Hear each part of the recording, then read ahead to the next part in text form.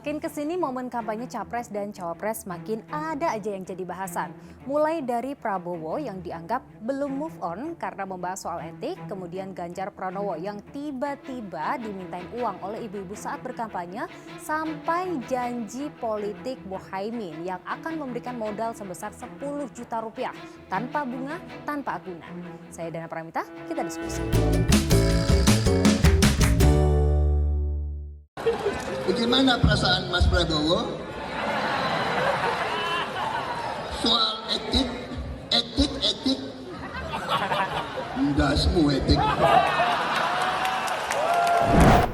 Video Prabowo dalam forum internal Gerindra ini heboh jadi perbincangan. Ya, di acara internal partai, tapi kok bisa kesebar? Prabowo disebut mengungkit kembali pertanyaan Anies Baswedan dalam debat perdana Capres 12 Desember lalu terkait pelanggaran etik dalam putusan MK. Ini tanggapan Anies Baswedan saat ditanya soal video Prabowo yang viral tadi. Memang etik itu mulainya dari kepala.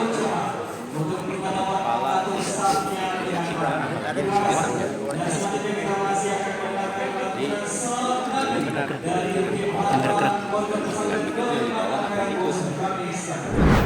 Prabowo mengklaim sebagai orang Banyumas sudah biasa celetukan seperti itu dengan teman dekat. Itu kan di antara keluarga, ya kan.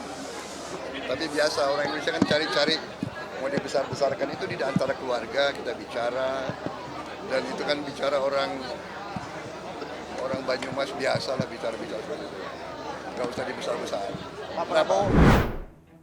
Tapi pengamat politik justru menilai video Prabowo yang viral ini justru kontras dengan apa yang ditampilkan Prabowo sebagai citranya yang gemoy. Itu sebetulnya pelampiasan emosinya dia aja. Emosi yang tertahan semasa debat. Apakah itu kasar? Kalau ke orang lain yang nggak kenal, jadinya kasar. Gitu, karena kan ya itu tadi Betawinya itu palelo gitu ya. Nah kalau untuk orang yang kenal dan ada ya bisa jadi dia bercanda gitu ya.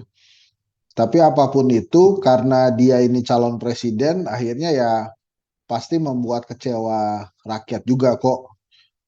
Kasar calon presidennya, kok nggak gemoy gitu.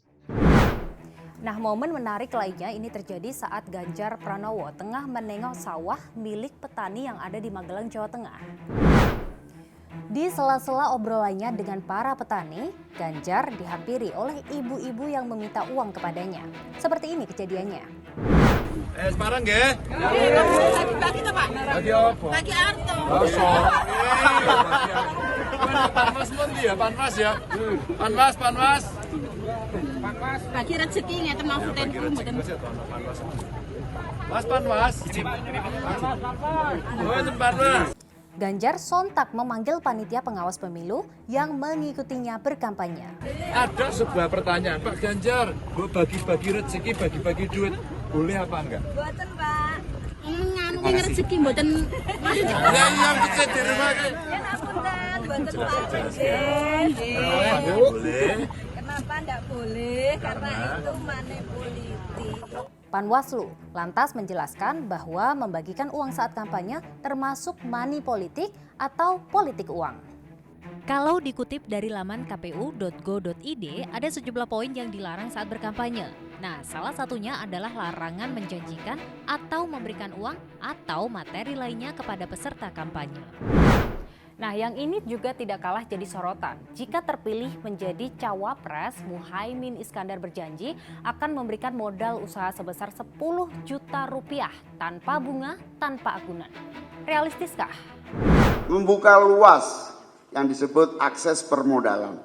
Insya Allah kalau Amin menang, kita akan buka seluasnya akses permodalan.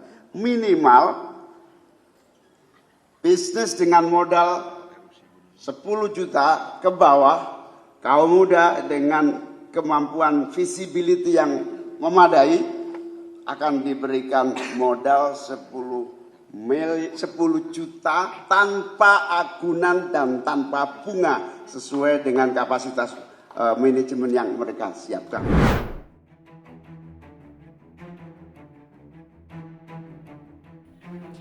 Ya, namanya juga warganet, ada yang menilai realistis, ada juga yang menganggap terlalu berlebihan.